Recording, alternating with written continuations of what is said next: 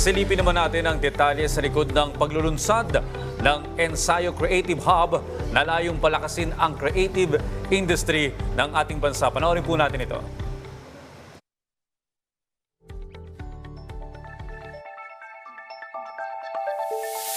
Ang mga likhang sining mula sa Pilipinas ay kilala sa buong mundo sa kanilang kahusayan.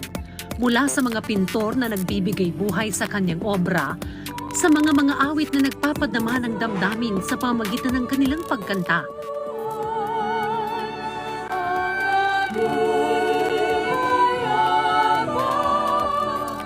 Ipinapakita nito ang pagkakaiba at yaman ng kultura ng Pilipinas. At sa ganitong dahilan kung bakit inilunsad ang Ensayo Creative Hub sa pangunguna ng DTI na naglalayong mas palakasin ang industriya ng sining at kultura sa bansa.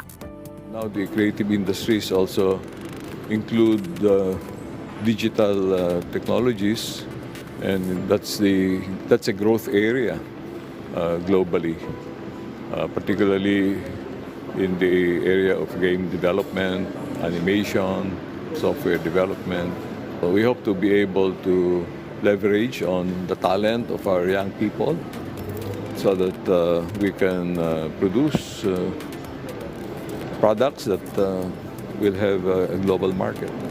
Lahat ng mga facilities that we have here are actually open to our creative mga artists natin and artisans. This will be a venue for all of you to come together.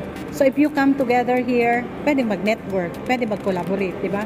We learn from one another. Ang Ensayo Creative Hub ay nagsisilbing halimbawa ng layunin ng Philippine Creative Industries Development Act of 2022. Ito ang magsisilbing tulay sa progresibong industriya ng sining sa pamamagitan ng pagbibigay ng isang co-working space na mayroong tamang kagamitan upang magsilbing lugar sanayan ng mga creative firms at individual artists sa bansa. Mayroon ding mga programa at seminars upang tiyakin na magkakaroon ng sapat na kasanayan upang mag-excel sa global market ang ating mga manggagawa sa sining. Ang nasabing hub din ay magsisilbing lugar para sa collaboration at partnership sa pagitan ng creative sectors at stakeholders.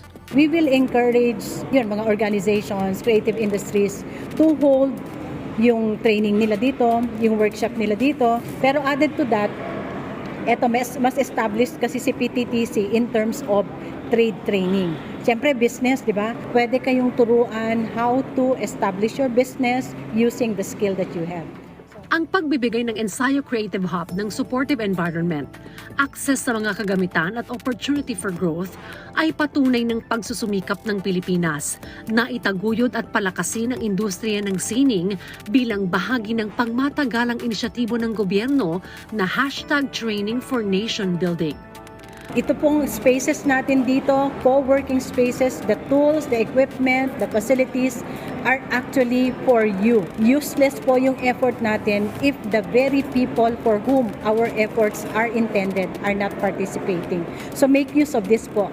Ang Pilipinas ay puno ng mga talento na hindi lamang nagbibigay kasiyahan sa mga puso ng mga Pilipino, kundi nagpapalakas din sa ating ekonomiya.